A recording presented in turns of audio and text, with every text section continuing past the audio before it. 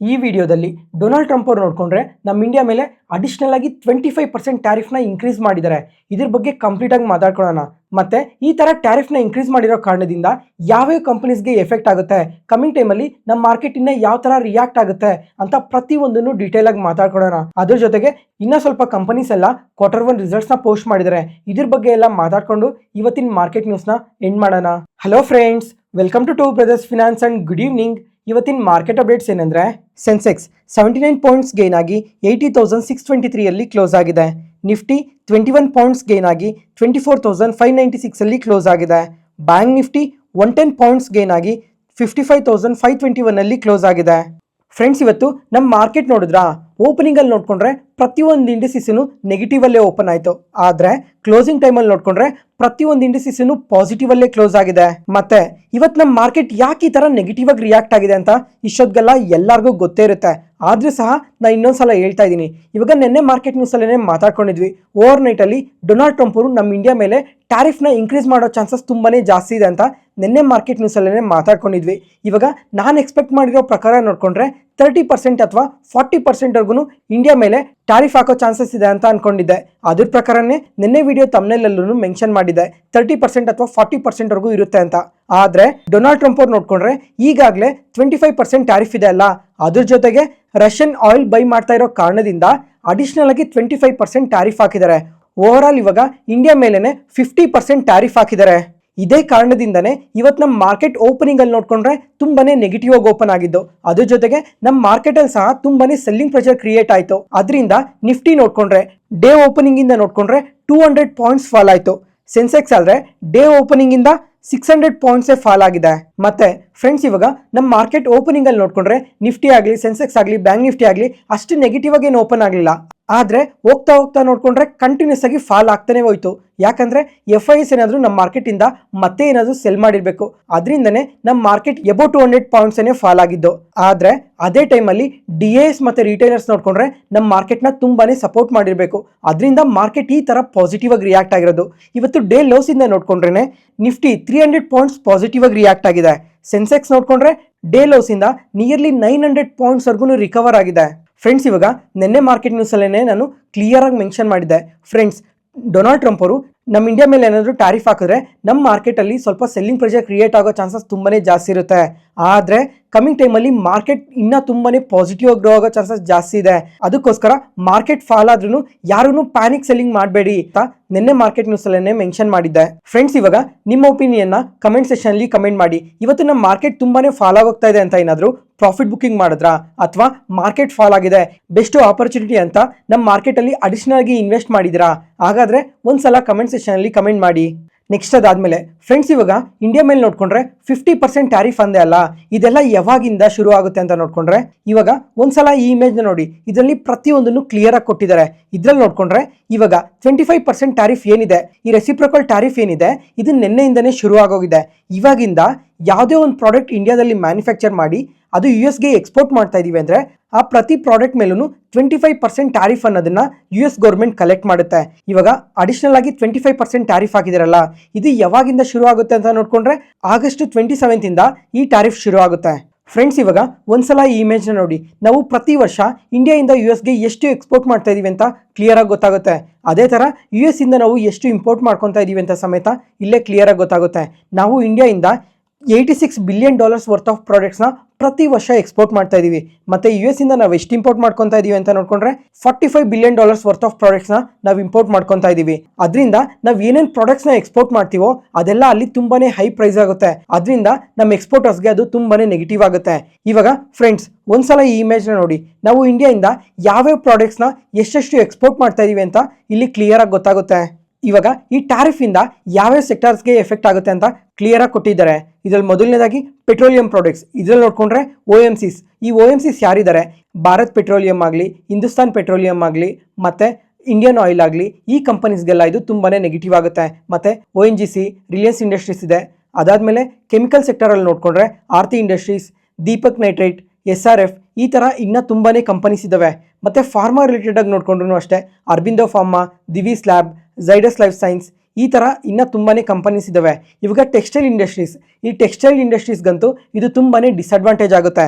ಇವಾಗ ಗೋಕುಲ್ದಾಸ್ ಎಕ್ಸ್ಪೋರ್ಟ್ಸ್ ಆಗಲಿ, Arvind fashions, Bombay dying, ಈ ತರ ಇನ್ನ ತುಂಬಾನೇ ಕಂಪನೀಸ್ ಇದಾವೆ ಈ ಟೆಕ್ಸ್ಟೈಲ್ ಇಂಡಸ್ಟ್ರಿಯಲ್ಲಿ ಮಾತ್ರ. ಅದಾದ್ಮೇಲೆ ಮೆಟಲ್ ಕಂಪನೀಸ್ ಅಲ್ಲಿ ಯಾವ್ಯಾವ ಎಫೆಕ್ಟ್ ಆಗುತ್ತೆ ಅಂತ ನೋಡ್ಬೋದು. ಮತ್ತೆ ಸ್ಮಾರ್ಟ್ಫೋನ್ ಮತ್ತೆ ಎಲೆಕ್ಟ್ರಾನಿಕ್ಸ್ ರಿಲೇಟೆಡ್ ಆಗಿ ಡಿಕ್ಸಾನ್ ಟೆಕ್ನಾಲಜೀಸ್ಗೆ ಇದು ತುಂಬಾನೇ ಎಫೆಕ್ಟ್ ಆಗುತ್ತೆ. ಮತ್ತೆ ಫ್ರೆಂಡ್ಸ್, ಇವಾಗ ಒಂದ್ಸಲ ಈ ಇಮೇಜ್ ನೋಡಿ, ಇದ್ರಲ್ಲಿ ನೋಡ್ಕೊಂಡ್ರೆ ಕ್ಲಿಯರ್ ಆಗಿ ಮೆನ್ಷನ್ ಮಾಡಿದ್ದಾರೆ ಯಾವ್ಯಾವ ಪ್ರಾಡಕ್ಟ್ಸ್ ರಿಲೇಟೆಡ್ ಆಗಿ ಎಷ್ಟೆಷ್ಟು ಎಕ್ಸ್ಪೋರ್ಟ್ ಮಾಡ್ತಾ ಇದೀವಿ ಗೆ ಅಂತ ಕ್ಲಿಯರ್ ಆಗಿ ಗೊತ್ತಾಗುತ್ತೆ. ಅದೇ ತರನೇ ಯಾವ್ಯಾವ ಪ್ರಾಡಕ್ಟ್ಸ್ ಮೇಲೆ ಎಷ್ಟೆಷ್ಟು ಟ್ಯಾರಿಫ್ ಇದೆ, ಅದರಿಂದ ಇಂಪ್ಯಾಕ್ಟ್ ಯಾವ ತರ ಇರುತ್ತೆ ಅಂತ ಕೂಡ ಕ್ಲಿಯರ್ ಆಗಿ ಮೆನ್ಷನ್ ಮಾಡಿದ್ದಾರೆ ಇವರು. ಫಸ್ಟ್ ಇವಾಗ ಈ ಸೀ ಫುಡ್ ರಿಲೇಟೆಡ್ ಆಗಿ ನೋಡ್ಕೊಂಡ್ರೆ ಇದು ನಮ್ಮ ಇಂಡಿಯಾಗೆ ತುಂಬಾನೇ ಎಫೆಕ್ಟ್ ಆಗುತ್ತೆ. ಯಾಕಂದ್ರೆ ನಮ್ಮ ಕಂಪನೀಸ್ ಎಲ್ಲ ರಿಲೇಟೆಡ್ ಆಗಿ ತುಂಬಾನೇ ಎಕ್ಸ್ಪೋರ್ಟ್ ಮಾಡ್ತಾ ಇದ್ರು. ಅದರಿಂದನೇ ನಿಯರ್ಲಿ 40 to 50% ರೆವಿನ್ಯೂಸ್ ಎಲ್ಲ ಇಂದಾನೇ ಬರ್ತಾ ಇತ್ತು. ಅದಕ್ಕೋಸ್ಕರ ಇದರಿಂದ ಈ ಸೀ ಫುಡ್ ರಿಲೇಟೆಡ್ ಆಗಿ ಯಾವ್ಯಾವ ಕಂಪನೀಸ್ ಎಫೆಕ್ಟ್ ಆಗುತ್ತೆ ಅಂತ ನೋಡ್ಕೊಂಡ್ರೆ apex food, Avanti feeds, coastal corporation, ಇನ್ನ ಈ ತರ ತುಂಬಾನೇ ಕಂಪನೀಸ್ ಇದಾವೆ. ಜೊತೆಗೆ ಈ ಕಂಪನೀಸ್ ಎಲ್ಲ ಈ ರೀಸೆಂಟ್ ಟೈಮಲ್ಲಿ ಟ್ಯಾರಿಫ್ ಅನ್ಸರ್ಟನಿಟೀಸ್ ಇಂದಾನೆ ನಿಯರ್ಲಿ 10 to 15% ವರ್ಗು ಈಗಾಗಲೇ ಫಾಲ್ ಆಗಿದಾವೆ. ಮತ್ತೆ ಫ್ರೆಂಡ್ಸ್, ಇವಾಗ ಟೆಕ್ಸ್ಟೈಲ್ಸ್ ಬಗ್ಗೆ ಮಾತಾಡ್ಕೊಬೇಕು. ಇವಾಗ ಈ ರೈಮಂಡ್ ಲೈಫ್ ಸ್ಟೈಲ್ಸ್ ಆಗಲಿ, ಗೋಕುಲ್ದಾಸ್ ಎಕ್ಸ್ಪೋರ್ಟ್ಸ್ ಆಗಲಿ, ಈ ಎರಡೂ ಕಂಪನೀಸ್ಗೆ ಇಥೋಪಿಯಾ, ಕೀನ್ಯಾ ಈ ಪ್ಲೇಸಸ್ ಅಲ್ಲೆಲ್ಲ ಮ್ಯಾನುಫ್ಯಾಕ್ಚರಿಂಗ್ ಫೆಸಿಲಿಟೀಸ್ ಇದಾವೆ. ಅದರಿಂದ ಇಲ್ಲಿಗೆಲ್ಲ ಎಕ್ಸ್ಪೋರ್ಟ್ ಮಾಡಿ ಅಲ್ಲಿಂದ ಗೆ ಎಕ್ಸ್ಪೋರ್ಟ್ ಮಾಡ್ತಾರೆ. ಯಾಕಂದ್ರೆ ಇಥೋಪಿಯಾ, ಕೀನ್ಯಾ ಮೇಲೆಲ್ಲ ಜಸ್ಟ್ 10% ಮಾತ್ರನೇ ಟ್ಯಾರಿಫ್ ಇರೋದು. ಇವಾಗ ಈ ಟ್ಯಾರಿಫ್ ಅಡ್ವಾಂಟೇಜ್ ಕೂಡ ತಗೊಳ್ಳೋ ಚಾನ್ಸಸ್ ಜಾಸ್ತಿ ಇದೆ ಅಂತ ಅಪ್ಡೇಟ್ ಮಾಡ್ತಾ ಇದ್ದಾರೆ. ನೋಡೋಣ ಕಮಿಂಗ್ ಟೈಮಲ್ಲಿ ಇದ್ರ ಬಗ್ಗೆ ಎಲ್ಲ ಇನ್ನ ಏನ್ ಅಪ್ಡೇಟ್ಸ್ ಬರುತ್ತೆ ಅಂತ. ಮತ್ತೆ ಫ್ರೆಂಡ್ಸ್, ಅದಾದ್ಮೇಲೆ ನಮ್ಮ ಇಂಡಿಯಾ ಮೇಲೆ ಇವಾಗ 25% ಅಡಿಷನಲ್ ಟ್ಯಾರಿಫ್ ಏನಕ್ಕೆ ಹಾಕಿದ್ದಾರೆ ಹೇಳಿ? ಯಾಕಂದ್ರೆ ರಷ್ಯನ್ ಆಯಿಲ್ಸ್ ನ ನಾವು ಪರ್ಚೇಸ್ ಮಾಡ್ತಾ ಇದೀವಿ ಅಂತ ಈ ತರ ಟ್ಯಾರಿಫ್ ನ ಹಾಕಿದ್ದಾರೆ. ಒಂದ್ಸಲ ಈ ಇಮೇಜ್ ನ ನೋಡಿ, ಇದ್ರಲ್ಲಿ ನೋಡ್ಕೊಂಡ್ರೆ ಇಂಡಿಯಾ 38% ಆಯಿಲ್ ನ ಮಾತ್ರನೇ ರಷ್ಯಾದಿಂದ ಪರ್ಚೇಸ್ ಮಾಡ್ತಾ ಇರೋದು. ಅದೇ ಚೈನಾದವ್ರು ನೋಡ್ಕೊಂಡ್ರೆ 47% ಆಯಿಲ್ ನ ಪರ್ಚೇಸ್ ಮಾಡ್ತಾ ಇದ್ದಾರೆ. ಯುರೋಪ್ ಅವ್ರು ನೋಡ್ಕೊಂಡ್ರೆ 6% ಆಯಿಲ್ ನ ಪರ್ಚೇಸ್ ಮಾಡ್ತಾ ಇದ್ದಾರೆ. ಅದೇ ತರನೇ ಇಲ್ಲಿ ಕೆಳಗಡೆ ನೋಡ್ಬೋದು LNG ನ ಎಷ್ಟು ಪರ್ಚೇಸ್ ಮಾಡ್ತಾ ಇದ್ದಾರೆ ಅಂತ ಗೊತ್ತಾಗುತ್ತೆ. ಅದಾದ್ಮೇಲೆ ಪೈಪ್ಲೈನ್ ಗ್ಯಾಸ್ ನ ಸಮೇತ ಯಾರು ಎಷ್ಟು ಪರ್ಚೇಸ್ ಮಾಡ್ತಾ ಇದಾರೆ ಅಂತ ಗೊತ್ತಾಗುತ್ತೆ. ನಮ್ಮ ಇಂಡಿಯಾಗಿನ್ನ ಬೇರೆ ಬೇರೆ ಕಂಟ್ರೀಸ್ ನೋಡ್ಕೊಂಡ್ರೇನೆ ತುಂಬಾನೇ ಪರ್ಚೇಸ್ ಮಾಡ್ತಾ ಇದಾರೆ. ಆದ್ರೆ ಡೊನಾಲ್ಡ್ ಟ್ರಂಪ್ ಅವರು ಬರೀ ನಮ್ಮ ಇಂಡಿಯನ್ ಮಾತ್ರನೇ ಟಾರ್ಗೆಟ್ ಮಾಡ್ತಾ ಇದಾರೆ. ಮತ್ತೆ ಇವಾಗ ಸಾಯಂಕಾಲ ನಮ್ಮ ಮಾರ್ಕೆಟ್ ಕ್ಲೋಸ್ ಆದ್ಮೇಲೆ ಇನ್ನೊಂದು ಅಪ್ಡೇಟ್ ಬಂತು. ಏನಂದ್ರೆ ಚೈನಾ ನೋಡ್ಕೊಂಡ್ರು ಇಂಡಿಯಾಗಿನ್ನ ಜಾಸ್ತಿನೇ ಆಯಿಲ್ ನ ಪರ್ಚೇಸ್ ಮಾಡ್ತಾ ಇದಾರೆ. ಅದರಿಂದ ಚೈನಾ ಮೇಲೂ ಇಂಡಿಯಾ ತರನೇ ಟ್ಯಾರಿಫ್ ಆಗ್ತೀವಿ ಅಂತ ಸ್ಟೇಟ್ಮೆಂಟ್ಸ್ ನ ಮಾಡಿದ್ರು ಡೊನಾಲ್ಡ್ ಟ್ರಂಪ್ ಅವರು. ನೋಡೋಣ ಕಮಿಂಗ್ ಟೈಮಲ್ಲಿ ಇದ್ರ ಬಗ್ಗೆ ಇನ್ನ ಏನ್ ಅಪ್ಡೇಟ್ಸ್ ಬರುತ್ತೆ ಅಂತ. ನೆಕ್ಸ್ಟ್ ಅದಾದ್ಮೇಲೆ ಇವಾಗ ಇಷ್ಟೆಲ್ಲ ಟ್ಯಾರಿಫ್ ಆಗ್ತಾ ಇದ್ರೆ ನಮ್ ಗೌರ್ಮೆಂಟ್ ಕೂಡ ಅದಕ್ಕೆ ರೆಸ್ಪಾಂಡ್ ಆಗಿದೆ. ಏನಂತ ಅಂದ್ರೆ ಇವಾಗ ಸೆಕೆಂಡ್ ಟ್ಯಾರಿಫ್ಗೆ ಡೆಡ್ ಲೈನ್ ಬಂದು 27th ಇದೆ ಅಲ್ಲ, ಅದಕ್ಕಿನ್ನ ಸ್ವಲ್ಪ ಟೈಮ್ ಇದೆ. ಈ ಟೈಮ್ ಒಳಗಡೆ ಇಂಡಿಯಾ ಟ್ರೇಡ್ ಡೀಲ್ ನ ಕಂಪ್ಲೀಟ್ ಮಾಡ್ತೀವಿ ಅಂತ ಕೂಡ ಸ್ಟೇಟ್ಮೆಂಟ್ಸ್ ಮಾಡಿದ್ದಾರೆ. ಅದ್ರ ಜೊತೆಗೆ ಇವಾಗ ಲಾಸ್ಟ್ ಟ್ರೇಡ್ ಡೀಲ್ ಅಲ್ಲಿ ನೋಡ್ಕೊಂಡ್ರೆ ಡೊನಾಲ್ಡ್ ಟ್ರಂಪ್ ಅವರು ನಮ್ಮ ಇಂಡಿಯನ್ ಮಾರ್ಕೆಟ್ ಒಳಗಡೆ ಈ ಡೈರಿ ಪ್ರಾಡಕ್ಟ್ಸ್ ನ ಮತ್ತೆ ಜೆನೆಟಿಕಲಿ ಮಾಡಿಫೈಡ್ ಕ್ರಾಪ್ಸ್ ನ ನಮ್ಮ ಇಂಡಿಯನ್ ಮಾರ್ಕೆಟ್ ಒಳಗಡೆ ತರೋದಕ್ಕೆ ತುಂಬಾನೇ ಕೇಳಿದ್ರಲ್ಲ. ಆದ್ರೆ ಇವತ್ತು ನಮ್ಮ ಪ್ರೈಮ್ ಮಿನಿಸ್ಟರ್ ಅವ್ರು ನೋಡ್ಕೊಂಡ್ರೆ ಯಾವುದೇ ಕಾರಣಕ್ಕೂ ನಮ್ಮ ಇಂಡಿಯನ್ ಫಾರ್ಮರ್ಸ್ಗೆ ಎಫೆಕ್ಟ್ ಆಗೋ ತರ ಯಾವುದೇ ತರ ಡಿಸಿಷನ್ಸ್ ನ ತಗೊಳಲ್ಲ ಅಂತ ನಮ್ಮ ಪ್ರೈಮ್ ಮಿನಿಸ್ಟರ್ ಅವರೇ ಅಪ್ಡೇಟ್ ಮಾಡಿದ್ದಾರೆ. ಮತ್ತೆ ಫ್ರೆಂಡ್ಸ್, ಇದೆಲ್ಲ ಆದ್ಮೇಲೆ ನೋಡ್ಕೊಂಡ್ರೆ ಇವಾಗ ಇಂಡಿಯಾ ಮತ್ತೆ ರಷ್ಯಾ ಈ ಎರಡೂ ಕಂಟ್ರೀಸ್ ಮಧ್ಯ ಒಳ್ಳೆ ಸಂಬಂಧನೇ ಇತ್ತು. ಅದ್ರ ಜೊತೆಗೆ ಈ ಕಮಿಂಗ್ ಟೈಮಲ್ಲೂ ಇನ್ನೂ ಒಳ್ಳೆ ಸಂಬಂಧ ಬೆಳೆಸ್ಕೊಂತೀವಿ ಅಂತಾನೆ ಸ್ಟೇಟ್ಮೆಂಟ್ಸ್ ಮಾಡ್ತಾ ಇದ್ದಾರೆ. ಇವಾಗ ನೋಡ್ಕೊಂಡ್ರೆ ಈ ರೇರ್ ಅರ್ತ್ ಎಲಿಮೆಂಟ್ಸ್ ಇರ್ತಾವಲ್ಲ, ಈ ರೇರ್ ಅರ್ತ್ ಎಲಿಮೆಂಟ್ಸ್ ಆಗಲಿ ಮತ್ತೆ ಕ್ರಿಟಿಕಲ್ ಮಿನರಲ್ಸ್ ಆಗಲಿ ಇವನ್ನೆಲ್ಲ ರಷ್ಯಾಯಿಂದನೇ ಇಂಪೋರ್ಟ್ ಮಾಡ್ಕೊಂತೀವಿ ಅಂತ ಸ್ಟೇಟ್ಮೆಂಟ್ಸ್ ಮಾಡಿದ್ದಾರೆ. ಈ ಎಲಿಮೆಂಟ್ಸ್ನೆಲ್ಲ ನಾವು ತುಂಬಾನೇ ಬಳಸ್ತೀವಿ. ಈ ಸ್ಮಾರ್ಟ್ಫೋನ್ ನ ಮ್ಯಾನುಫ್ಯಾಕ್ಚರ್ ಮಾಡಬೇಕಾದ್ರೆ, ಎಲೆಕ್ಟ್ರಾನಿಕ್ ವೆಹಿಕಲ್ಸ್ ಅಲ್ಲಿ, ಟರ್ಬೈನ್ಸ್ ಅಲ್ಲಿ ಮತ್ತೆ ಸ್ವಲ್ಪ ಡಿಫೆನ್ಸ್ ಎಕ್ವಿಪ್ಮೆಂಟ್ಸ್ ಅಲ್ಲೆಲ್ಲ ಈ ಎಲಿಮೆಂಟ್ಸ್ ನ ತುಂಬಾನೇ ಬಳಸ್ತೀವಿ. ಈ ಕ್ರಿಟಿಕಲ್ ಮಿನರಲ್ಸ್ ಅಲ್ಲಿ ಯಾವ್ಯಾವ ಬರ್ತವೆ ಅಂತ ನೋಡ್ಕೊಂಡ್ರೆ ಲಿಥಿಯಂ, ಕೋಬಾಲ್ಟ್, ನಿಕ್ಕಲ್ ಈ ತರ ಮಿನರಲ್ಸ್ ನ ಕೂಡ ರಷ್ಯಾದಿಂದ ಇಂಪೋರ್ಟ್ ಮಾಡ್ಕೊಂತೀವಿ. ಈ ಎರಡೂ ಕಂಟ್ರೀಸ್ ಮಧ್ಯೆ ಇರೋ ಸಂಬಂಧನ ಇನ್ನ ಬೆಳೆಸ್ತೀವಿ ಅಂತಾನೆ ಸ್ಟೇಟ್ಮೆಂಟ್ಸ್ ನ ಮಾಡ್ತಾ ಇದ್ದಾರೆ. ಅದ್ರ ಜೊತೆಗೆ ಈ ತಿಂಗಳು ಕೊನೆಯಲ್ಲಿ ನೋಡ್ಕೊಂಡ್ರೆ ರಷ್ಯನ್ ಪ್ರೆಸಿಡೆಂಟ್ ಆದ ಪುಟಿನ್ ಅವರು ಸಮೇತ ಇಂಡಿಯಾಗೆ ವಿಸಿಟ್ ಮಾಡೋ ಚಾನ್ಸಸ್ ಇದೆ ಅಂತ ಕೂಡ ಅಪ್ಡೇಟ್ಸ್ ಬರ್ತಾ ಇದಾವೆ. ಫ್ರೆಂಡ್ಸ್, ಇವಾಗ ನಾವ್ ಏನೇನ್ ಮಾತಾಡ್ಕೊಂಡ್ವೋ ಟ್ಯಾರಿಫ್ ಬಗ್ಗೆ ಪ್ರತಿಯೊಂದನ್ನು ಅರ್ಥ ಆಗಿದೆ ಅಂತ ಅನ್ಕೊಂತೀನಿ. ಮತ್ತೆ ಇನ್ನೊಂದು ವಿಚಾರ ಏನು ಅಂತಂದ್ರೆ ಕಮಿಂಗ್ ಟೈಮಲ್ಲಿ ಮಾರ್ಕೆಟ್ ಫಾಲ್ ಆದ್ರೂ ಸಹ ಅದೊಂದು ಬೈಯಿಂಗ್ ಆಪರ್ಚುನಿಟಿ ಅಂತಾನೆ ತಗೊಳ್ಳಿ. ಕಮಿಂಗ್ ಟೈಮಲ್ಲಿ ಮಾರ್ಕೆಟ್ ಇನ್ನ ಪಾಸಿಟಿವ್ ಆಗಿ ಗ್ರೋ ಆಗೋ ಚಾನ್ಸಸ್ ತುಂಬಾನೇ ಜಾಸ್ತಿ ಇದೆ. ಅದಕ್ಕೋಸ್ಕರ ಮತ್ತೆ ಫ್ರೆಂಡ್ಸ್, ಇವಾಗ ಈ ಟ್ಯಾರಿಫ್ ಅಲ್ಲಿ ಯಾವ್ಯಾವ ಸೆಕ್ಟರ್ ಎಫೆಕ್ಟ್ ಆಗುತ್ತೆ, ಯಾವ್ಯಾವ ಕಂಪನೀಸ್ ಎಫೆಕ್ಟ್ ಆಗುತ್ತೆ ಅಂತ ಮಾತಾಡ್ಕೊಂಡ್ವಲ್ವಾ. ಇವಾಗ ಯಾವ್ಯಾವ ಸೆಕ್ಟರ್ ಈ ಟ್ಯಾರಿಫ್ ಇಂದ ಎಫೆಕ್ಟ್ ಆಗಲ್ಲ ಅಂತ ಮಾತಾಡ್ಕೊಳ್ಳೋಣ. ಮೊದಲನೇದಾಗಿ ಒಂದ್ಸಲ ಈ ಇಮೇಜ್ ನೋಡಿ, ಯಾವುದೇ ತರ ಬ್ಯಾಂಕ್ಸ್ಗೆ ಎಫೆಕ್ಟ್ ಆಗಲ್ಲ. ಅದಾದ್ಮೇಲೆ NBFCs ಕೂಡ ಎಫೆಕ್ಟ್ ಆಗಲ್ಲ. ಇಲ್ಲಿ ಯಾವ್ಯಾವ ಕಂಪನೀಸ್ ಇದಾವೆ ಅಂತ ಕೂಡ ಕ್ಲಿಯರ್ ಆಗಿ ಗೊತ್ತಾಗುತ್ತೆ.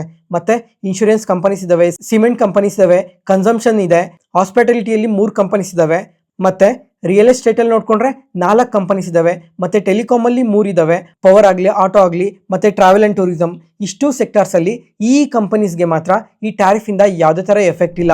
ಈ ತರ ಕಾಂಪ್ಲಿಕೇಟೆಡ್ ಇನ್ಫಾರ್ಮೇಶನ್ ಎಲ್ಲ ಸಿಂಪ್ಲಿಫೈ ಮಾಡಿ ನಿಮ್ ಮುಂದೆ ತರ್ತಾ ಇದೀವಲ್ಲ, ಯಾವುದೇ ಪಾಯಿಂಟಲ್ಲಿ ನಾನು ಹೇಳೋ ಇನ್ಫಾರ್ಮೇಷನ್ ನಿಮಗೆ ಯೂಸ್ಫುಲ್ ಅನಿಸಿದ್ರೆ ಈ ವಿಡಿಯೋನ ಲೈಕ್ ಮಾಡಿ.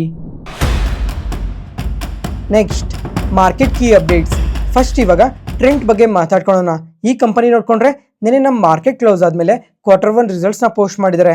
ಇವಾಗ ರಿಸಲ್ಟ್ಸ್ ನೋಡ್ಕೊಂಡ್ರೆ ತುಂಬಾನೇ ಪಾಸಿಟಿವ್ ಆಗಿ ಪೋಸ್ಟ್ ಮಾಡಿದ್ದಾರೆ. ಆದರೂ ಸಹ ಇವತ್ತು ಪಾಸಿಟಿವ್ ಆಗಿ ರಿಯಾಕ್ಟ್ ಆಗಿಲ್ಲ. ಫಸ್ಟ್ ಇವಾಗ ಇವರು ಯಾವ ಥರ ರಿಸಲ್ಟ್ಸ್ನ ಪೋಸ್ಟ್ ಮಾಡಿದ್ದಾರೆ ಅಂತ ಮಾತಾಡ್ಕೊಳ್ಳೋಣ. ಇಯರ್ ಆನ್ ಇಯರಲ್ಲಿ ರೆವಿನ್ಯೂಸ್ ನೋಡ್ಕೊಂಡ್ರೆ 19% ಇನ್ಕ್ರೀಸ್ ಆಗಿದೆ. ಪ್ರಾಫಿಟ್ಸ್ ನೋಡ್ಕೊಂಡ್ರೆ 9% ಇನ್ಕ್ರೀಸ್ ಆಗಿದೆ. ಮತ್ತೆ ಕ್ವಾರ್ಟರಲ್ಲೂ ನೋಡ್ಕೊಂಡ್ರು ರೆವಿನ್ಯೂಸ್ ಆಗಲಿ ಪ್ರಾಫಿಟ್ಸ್ ಅಲ್ಲಾಗಲಿ ಒಳ್ಳೆ ಗ್ರೋತೆ ಕಾಣಿಸಿದೆ. ಮತ್ತೆ ಕ್ವಾರ್ಟರಲ್ಲಿ ಮಾರ್ಜಿನ್ಸ್ ಕೂಡ ಇಂಪ್ರೂವ್ ಆಗಿದೆ. ಆದ್ರೂ ಸಹ ಶೇರ್ ಪ್ರೈಸ್ ಅಲ್ಲಿ ಯಾವುದೇ ತರ ಪಾಸಿಟಿವ್ ಮೂಮೆಂಟಮ್ ಇಲ್ಲ. ಯಾಕಂದ್ರೆ ಸೇಮ್ ಸ್ಟೋರ್ ಸೇಲ್ಸ್ ಗ್ರೋತ್ ನೋಡ್ಕೊಂಡ್ರೆ ಡಬಲ್ ಡಿಜಿಟ್ ಇಂದ ಸಿಂಗಲ್ ಡಿಜಿಟ್ಗೆ ಫಾಲ್ ಆಗಿದೆ. ಇದೊಂದು ನೆಗೆಟಿವ್ ಇಂಪ್ಯಾಕ್ಟ್ ಆಗುತ್ತೆ. ಅದಾದ್ಮೇಲೆ ಅರ್ಬನ್ ಡಿಮ್ಯಾಂಡ್ ನೋಡ್ಕೊಂಡ್ರು ಕಮ್ಮಿ ಆಗ್ತಾ ಇದೆ ಅಂತ ಹೇಳಿದ್ದಾರೆ. ಅದರಿಂದ ಸಮೇತ ಶೇರ್ ಪ್ರೈಸ್ ಅಲ್ಲಿ ಪಾಸಿಟಿವ್ ಮೂಮೆಂಟಮ್ ಕಾಣಿಸಿಲ್ಲ. ಮತ್ತೆ ಈ ಕ್ವಾರ್ಟರ್ ನೋಡ್ಕೊಂಡ್ರೆ ಝೂಡಿಯೋದು ಕ್ವಾರ್ಟರ್ಲಿ 11 ಸ್ಟೋರ್ಸ್ ಆಡ್ ಆಗಿದೆ ಅಂತ ಕೂಡ ಮೆನ್ಷನ್ ಮಾಡಿದ್ದಾರೆ. ನೋಡೋಣ ಕಮಿಂಗ್ ಕ್ವಾರ್ಟರ್ಸ್ ಅಲ್ಲೆಲ್ಲ ಇವರು ಯಾವ ತರ ಸೇಲ್ಸ್ ನ ಪೋಸ್ಟ್ ಮಾಡ್ತಾರೆ ಅಂತ. ಯಾಕಂದ್ರೆ ಫೆಸ್ಟಿವಲ್ ಸೀಸನ್ ಎಲ್ಲ ಇದೆಲ್ಲ, ಅದರಿಂದ ನೋಡ್ಬೇಕು ಕಮಿಂಗ್ ಕ್ವಾರ್ಟರ್ಸ್ ಅಲ್ಲಿ ಯಾವ ತರ ಸೇಲ್ಸ್ ನ ಪೋಸ್ಟ್ ಮಾಡ್ತಾರೆ ಅಂತ. ಹೀರೋ ಮೋಟರ್ ಕಾರ್ಪ್ ಈ ಕಂಪನಿ ನೋಡ್ಕೊಂಡ್ರೆ ಇವತ್ತು ಇಂಟ್ರಾಡೇ ಸೆಷನ್ ಅಲ್ಲಿ ಎಬೋ 4% ಪಾಸಿಟಿವ್ ಆಗಿ ರಿಯಾಕ್ಟ್ ಆಗಿದೆ. ಯಾಕಂದ್ರೆ ತುಂಬಾನೇ ಒಳ್ಳೆ Q1 ರಿಸಲ್ಟ್ಸ್ ನ ಪೋಸ್ಟ್ ಮಾಡಿದ್ದಾರೆ. ಅದರಿಂದ ಇವಾಗ ಇಯರ್ ಆನ್ ಇಯರ್ ಅಲ್ಲಿ ರಿಸಲ್ಟ್ಸ್ ನೋಡ್ಕೊಂಡ್ರೆ ತುಂಬಾ ಒಳ್ಳೆ ರಿಸಲ್ಟ್ಸ್ ನ ಪೋಸ್ಟ್ ಮಾಡಿದ್ದಾರೆ. ಇವಾಗ ಇಯರ್ ಆನ್ ಇಯರ್ ಅಲ್ಲಿ ರೆವಿನ್ಯೂಸ್ ನೋಡ್ಕೊಂಡ್ರೆ 5% ಡ್ರಾಪ್ ಆಗಿದೆ. Year on year same quarter ಜೊತೆನೆ ಕಂಪೇರ್ ಮಾಡ್ಕೊಬೇಕು. ಆದ್ರೆ ಕ್ವಾರ್ಟರ್ ಅಲ್ಲಿ ಎಂದೂ ಕಂಪೇರ್ ಮಾಡಬಾರ್ದು. ಮತ್ತೆ ಇವಾಗ ಪ್ರಾಫಿಟ್ಸ್ ನೋಡ್ಕೊಂಡ್ರೆ ಇಯರ್ ಆನ್ ಇಯರ್ ಅಲ್ಲಿ 65% ಇನ್ಕ್ರೀಸ್ ಆಗಿದೆ. ಇದಕ್ಕೆ ರೀಸನ್ ಏನು ಅಂತಂದ್ರೆ ಫ್ರೆಂಡ್ಸ್, ಈ ಏಥರ್ ಎನರ್ಜಿಯಲ್ಲಿ ಈ ಹೀರೋ ಮೋಟರ್ ಕಾರ್ಪ್ ಅವರು 29.6% ಸ್ಟೇಕ್ ನ ಹೋಲ್ಡ್ ಮಾಡ್ತಾ ಇದ್ದಾರೆ. ಇವಾಗ ರೀಸೆಂಟ್ ಟೈಮ್ ಅಲ್ಲಿ IPO ಬಂತಲ್ಲ, ಆ IPO ಬಂದಿರೋ ಕಾರಣದಿಂದನೇ ಇವ್ರಿಗೆ 722 crores ಆಡ್ ಆಗಿದೆ. ಅದರಿಂದನೇ ಪ್ರಾಫಿಟ್ಸ್ ಈ ತರ ಇನ್ಕ್ರೀಸ್ ಆಗಿರೋದು. ಅದ್ರ ಜೊತೆಗೆ ಇಯರ್ ಆನ್ ಇಯರ್ ಅಲ್ಲಿ ಮಾರ್ಜಿನ್ಸ್ ಕೂಡ ಇಂಪ್ರೂವ್ ಆಗಿದೆ. ಓವರ್ ಆಲ್ ಈ ಎಲ್ಲಾ ರೀಸನ್ಸ್ ಇಂದಾನೆ ಇವತ್ತು ಈ ತರ ಪಾಸಿಟಿವ್ ಆಗಿ ರಿಯಾಕ್ಟ್ ಆಗಿರೋದು. ಮತ್ತೆ ಫ್ರೆಂಡ್ಸ್, ಇವಾಗ ಒಂದ್ ಕಡೆ ನೋಡ್ಕೊಂಡ್ರೆ ಮಾರ್ಕೆಟ್ ಕಂಟಿನ್ಯೂಸ್ ಆಗಿ ಫಾಲ್ ಆಗ್ತಾನೆ ಇದೆ ಅಲ್ಲ, ಆದ್ರೆ FIS ನೋಡ್ಕೊಂಡ್ರೆ ನಮ್ಮ ಮಾರ್ಕೆಟ್ ಅಲ್ಲಿ ಈ ಟಾಪ್ ಲಾರ್ಜ್ ಕ್ಯಾಪ್ ಕಂಪನೀಸ್ ಏನಿದಾವೆ, ಈ ಲಾರ್ಜ್ ಕ್ಯಾಪ್ ಕಂಪನೀಸ್ ಅಲ್ಲೆಲ್ಲ ಸ್ಲೋ ಆಗಿ ಸ್ಟೇಕ್ ನ ಇನ್ಕ್ರೀಸ್ ಮಾಡ್ಕೊಂತಾನೆ ಬರ್ತಾ ಇದಾರೆ. ಇವಾಗ ಈ Q1 ಅಲ್ಲೇನೆ ತುಂಬಾ ಕಂಪನೀಸ್ ಅಲ್ಲಿ ಸ್ಟೇಕ್ ನ ಇನ್ಕ್ರೀಸ್ ಮಾಡ್ಕೊಂಡಿದ್ದಾರೆ. ಅದು ಯಾವ್ಯಾವ ಕಂಪನೀಸ್ ಅಂತ ಇವಾಗ ಎಕ್ಸ್ಪ್ಲೇನ್ ಮಾಡ್ತೀನಿ ನೋಡಿ. ಮೊದಲನೇದಾಗಿ ಒಂದ್ಸಲ ಈ ಇಮೇಜ್ ನ ನೋಡಿ. ಇವಾಗ ಇಂಡಿಗೋ ಕಂಪನಿಯಲ್ಲಿ ನೋಡ್ಕೊಂಡ್ರೆ 25% ಸ್ಟೇಕ್ ನ ಹೋಲ್ಡ್ ಮಾಡ್ತಾ ಇದ್ರು. ಅದೇ ಈ ಕ್ವಾರ್ಟರ್ ಅಲ್ಲೇನೆ ಎಬೋ 2% ಸ್ಟೇಕ್ ನ ಇನ್ಕ್ರೀಸ್ ಮಾಡ್ಕೊಂಡಿದ್ದಾರೆ. ಅದಾದ್ಮೇಲೆ ದಿವಿಸ್ ಲ್ಯಾಬೊರೇಟರೀಸ್ ಈ ಕಂಪನಿಯಲ್ಲಿ 18% ಸ್ಟೇಕ್ ನ ಹೋಲ್ಡ್ ಮಾಡ್ತಾ ಇದ್ರು.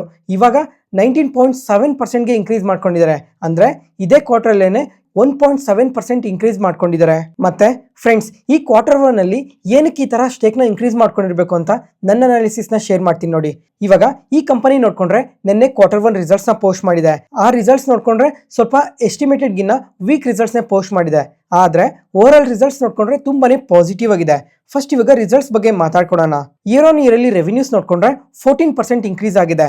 ಪ್ರಾಫಿಟ್ಸ್ ನೋಡ್ಕೊಂಡ್ರೆ 27% ಇನ್ಕ್ರೀಸ್ ಆಗಿದೆ. ಅದ್ರ ಜೊತೆಗೆ ಇಯರ್ ಆನ್ ಇಯರ್ ಅಲ್ಲಿ ನೋಡ್ಕೊಂಡ್ರೆ ಮಾರ್ಜಿನ್ಸ್ ಕೂಡ ಇಂಪ್ರೂವ್ ಆಗಿದೆ. ಆದ್ರೆ ಮೇನ್ ಆಗಿ ಇಲ್ಲಿ ಕ್ವಾರ್ಟರ್ ನೋಡಿದ್ರೆ ಕಂಪ್ಲೀಟ್ಲಿ ವೀಕ್ ರಿಸಲ್ಟ್ಸ್ ನ ಪೋಸ್ಟ್ ಮಾಡಿದ್ದಾರೆ.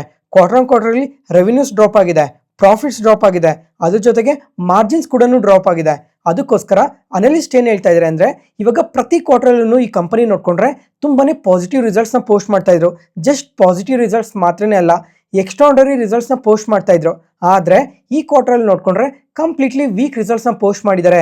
ಜೊತೆಗೆ ಅನಲಿಸ್ಟ್ ಎಸ್ಟಿಮೇಷನ್ಸ್ ಗಿನ್ನ ವೀಕ್ ರಿಸಲ್ಟ್ಸ್ ನ ಪೋಸ್ಟ್ ಮಾಡಿರೋ ಕಾರಣದಿಂದನೇ ಇವತ್ತು ಇಂಟ್ರಾಡೇ ಸೆಷನ್ ಅಲ್ಲಿ ಮಾರ್ನಿಂಗ್ ಓಪನಿಂಗ್ ಸೆಷನ್ ಅಲ್ಲಿ ನೋಡ್ಕೊಂಡ್ರೆ ನಿಯರ್ಲಿ 6% ವರೆಗೂ ಫಾಲ್ ಆಯ್ತು. ಮತ್ತೆ ಮಾರ್ಕೆಟ್ ಯಾವಾಗ ರಿಕವರ್ ಆಗ್ತಾ ಬಂತೋ ಅವಾಗ ಶೇರ್ ಪ್ರೈಸ್ ರಿಕವರ್ ಆಗಿದೆ. ಅದ್ರ ಜೊತೆಗೆ ಲಾಸ್ಟ್ 1 ಮಂತ್ ಅಲ್ಲಿ ನೋಡ್ಕೊಂಡ್ರೆ ಶೇರ್ ಪ್ರೈಸ್ ಎಬೋ 12% ಫಾಲ್ ಆಗಿದೆ. ಇದನ್ನು ಕೂಡ ನೆನ್ಪಿಟ್ಕೊಂಡಿರ್ಬೇಕು. ಈ ಟೈಮಲ್ಲಿ ಏನಾದರೂ ಕಂಟಿನ್ಯೂಸ್ ಆಗಿ ಫಾಲ್ ಆಗ್ತಾ ಇದೆ ಅಂತ FIS ಏನಾದರೂ ಈ ಕಂಪನಿಯಲ್ಲಿ ಸ್ಟೇಕ್ ನ ಪರ್ಚೇಸ್ ಮಾಡಿರ್ಬೇಕು ಅಂತ ಅನ್ಕೊಂತಾ ಇದ್ದೀನಿ. ಮತ್ತೆ ಫ್ರೆಂಡ್ಸ್, ಇವಾಗ ಕಮಿಂಗ್ ಟೈಮಲ್ಲಿ ನೋಡ್ಕೊಂಡ್ರೆ ಡೊನಾಲ್ಡ್ ಟ್ರಂಪ್ ಅವರು ಈ ಫಾರ್ಮಾ ರಿಲೇಟೆಡ್ ಆಗಿ ತುಂಬಾನೇ ಹೈ ಟ್ಯಾರಿಫ್ ಇರುತ್ತೆ ಅಂತ ಹೇಳಿದಾರಲ್ಲ, ಇದನ್ನೆಲ್ಲ ನೋಡ್ಕೊಂಡು ಕಮಿಂಗ್ ಕ್ವಾರ್ಟರ್ಸ್ ಅಲ್ಲಿ ನೋಡ್ಬೇಕು ಇವ್ರಿನ ಯಾವ ತರ ರಿಸಲ್ಟ್ಸ್ ನ ಪೋಸ್ಟ್ ಮಾಡ್ತಾರೆ ಅಂತ. ಒಂದ್ ವೇಳೆ ಸಡನ್ ಆಗಿ ಏನಾದ್ರು ಇವಾಗ ಇಂಡಿಯಾ ಮೇಲೆ ಯಾವ ತರ 50% ಟ್ಯಾರಿಫ್ ಅಂತ ಅಂದ್ರೋ ಅದೇ ತರನೇ ಈ ಫಾರ್ಮಾಸ್ಯೂಟಿಕಲ್ಸ್ ಮೇಲೂ ಇವಾಗ ಶುರುವಲ್ಲೇನೆ ಒಂದು 25% ಅಥವಾ 50% ಟ್ಯಾರಿಫ್ ಏನಾದ್ರು ಸಡನ್ ಆಗಿ ಹಾಕಿದ್ರೆ ಕಮಿಂಗ್ ಕ್ವಾರ್ಟರ್ಸ್ ಅಲ್ಲಿ ಸ್ವಲ್ಪ ಇಂಪ್ಯಾಕ್ಟ್ ಅನ್ನೋದು ಜಾಸ್ತಿನೇ ಇರೋ ಚಾನ್ಸಸ್ ಇರುತ್ತೆ. ನೋಡೋಣ 1 or 2 ಕ್ವಾರ್ಟರ್ಸ್ ಆದ್ಮೇಲೆ ಆದ್ರೂ ಇವ್ರು ಇನ್ನ ಯಾವ ತರ ಗ್ರೋ ಆಗ್ತಾರೆ ಅಂತ. ನೆಕ್ಸ್ಟ್ ಅದಾದ್ಮೇಲೆ ಭಾರತಿ ಏರ್ಟೆಲ್ ಈ ಕಂಪನಿಲಾದ್ರೆ 1.3% ಸ್ಟೇಕ್ ನ ಇನ್ಕ್ರೀಸ್ ಮಾಡ್ಕೊಂಡಿದ್ದಾರೆ. ನೆಕ್ಸ್ಟ್ ಇಂಡಸ್ ಟವರ್ ಅಲ್ಲಾದ್ರೆ 1.1% ಸ್ಟೇಕ್ನ ಇನ್ಕ್ರೀಸ್ ಮಾಡ್ಕೊಂಡಿದ್ದಾರೆ. ಅದೇ ತರ ಇನ್ನ ಲಿಸ್ಟಲ್ಲಿ ನೋಡ್ಬೋದು ನೀವು ಯಾವ್ಯಾವ ಕಂಪನೀಸ್ ಅಲ್ಲಿ ಎಷ್ಟೆಷ್ಟು ಪರ್ಸೆಂಟ್ ಸ್ಟೇಕ್ನ ಇನ್ಕ್ರೀಸ್ ಮಾಡ್ಕೊಂಡಿದ್ದಾರೆ ಅಂತ. ನೆಕ್ಸ್ಟ್ ಅದಾದ್ಮೇಲೆ ಇವತ್ತು ಕೋಟಕ್ ಮಹೀಂದ್ರ ಬ್ಯಾಂಕ್ ನೋಡ್ಕೊಂಡ್ರೆ ಓಪನಿಂಗ್ ಅಲ್ಲಿ ನಿಯರ್ಲಿ 2% ವರೆಗೂ ಫಾಲ್ ಆಗಿದೆ. ಯಾಕಂದ್ರೆ ಈ ಕಂಪನಿಯಲ್ಲಿ 1.1 crore ಶೇರ್ಸ್ ಬ್ಲಾಕ್ ಡೀಲ್ ನಡೆದಿದೆ, ಅದರಿಂದನೇ ಸ್ವಲ್ಪ ನೆಗೆಟಿವ್ ಆಗಿ ರಿಯಾಕ್ಟ್ ಆಗಿದ್ದು. ಮತ್ತೆ ಈ ಟೋಟಲ್ ಟ್ರಾನ್ಸಾಕ್ಷನ್ ವರ್ತ್ ನೋಡ್ಕೊಂಡ್ರೆ 2134 crores ಅಂತ ಮೆನ್ಷನ್ ಮಾಡಿದ್ದಾರೆ. ಬರೀ ಇದೊಂದೇ ಕಂಪನಿ ಅಂತಾನೆ ಅಲ್ಲ, ಇವತ್ತು ಝೊಮ್ಯಾಟೊ ನೋಡ್ಕೊಂಡ್ರು ಒಂದು ಬ್ಲಾಕ್ ಡೀಲ್ ನಡೆದಿದೆ. ಇವಾಗ ರೀಸೆಂಟ್ ಆಗಿ ನೋಡ್ಕೊಂಡ್ರೆ ಈ ಆಲಿಬಾಬಾ ಗ್ರೂಪ್ಗೆ ಸಂಬಂಧಪಟ್ಟಿರೋ ಕಂಪನಿ ರೀಸೆಂಟ್ ಆಗಿ ಪೇಟಿಎಂ ಇಂದನೂ ಕೂಡ ಕಂಪ್ಲೀಟ್ ಆಗಿ ಎಕ್ಸಿಟ್ ಆಗೋಗಿದ್ರಲ್ಲ, ಅದೇ ತರನೇ ಇವತ್ತು ಝೊಮ್ಯಾಟೊ ಒಂದು ಕೂಡ ಕಂಪ್ಲೀಟ್ ಆಗಿ ಎಕ್ಸಿಟ್ ಆಗೋಗಿದ್ದಾರೆ. ಇವತ್ತು ಝೊಮ್ಯಾಟೊ ಅಲ್ಲಿ 18 crores ಶೇರ್ಸ್ನ ಸೇಲ್ ಮಾಡಿದ್ದಾರೆ. ಇದಕ್ಕೆ ಅಪ್ರಾಕ್ಸಿಮೇಟ್ ವ್ಯಾಲ್ಯೂ ನೋಡ್ಕೊಂಡ್ರೆ 5370 crores ಅಂತ ಮೆನ್ಷನ್ ಮಾಡಿದ್ದಾರೆ. ಮತ್ತೆ ಇವರು ಯಾವ ಪ್ರೈಸ್ ಅಲ್ಲಿ ಸೇಲ್ ಮಾಡಿದ್ದಾರೆ ಅಂತ ನೋಡ್ಕೊಂಡ್ರೆ 285 rupees ಪರ್ ಶೇರ್ ಆಗಿ ಸೇಲ್ ಮಾಡಿದ್ದಾರೆ. ಅಂದ್ರೆ ನಿಯರ್ಲಿ 4.6% ಡಿಸ್ಕೌಂಟ್ ಅಲ್ಲೇನೆ ಇವರು ಸೇಲ್ ಮಾಡಿರೋದು. ಈ ವಿಡಿಯೋನ ಇಲ್ಲಿವರೆಗೂ ನೋಡ್ತಾ ಇದ್ದೀರಾ ಅಂದ್ರೆ ನಾನು ಹೇಳ್ತಿರೋ ಇನ್ಫಾರ್ಮೇಶನ್ ನಿಮಗೆ ತುಂಬಾನೇ ಉಪಯೋಗ ಆಗ್ತಾ ಇದೆ ಅಂತ ಅನ್ಕೊಂತೀನಿ. ಅದಕ್ಕೋಸ್ಕರ ಈ ವಿಡಿಯೋನ ಲೈಕ್ ಮಾಡಿ, ಈ ಚಾನಲ್ನ ಸಬ್ಸ್ಕ್ರೈಬ್ ಆಗಿ. ಈ ತರ ಕಂಟೆಂಟ್ ಪ್ರತಿದಿನ ಪೋಸ್ಟ್ ಮಾಡ್ತಾನೆ ಇರ್ತೀವಿ. ಮತ್ತೆ ನಾನು ಹೇಳಿದ ಇನ್ಫಾರ್ಮೇಶನ್ ಅಲ್ಲಿ ಯಾವುದೇ ತರ ಡೌಟ್ ಇದ್ರೂ ಕಮೆಂಟ್ ಸೆಕ್ಷನ್ ಅಲ್ಲಿ ಕಮೆಂಟ್ ಮಾಡಿ, ಪ್ರತಿಯೊಂದು ಕಮೆಂಟ್ಗೂ ರಿಪ್ಲೈ ಕೊಡ್ತೀನಿ. Thank you.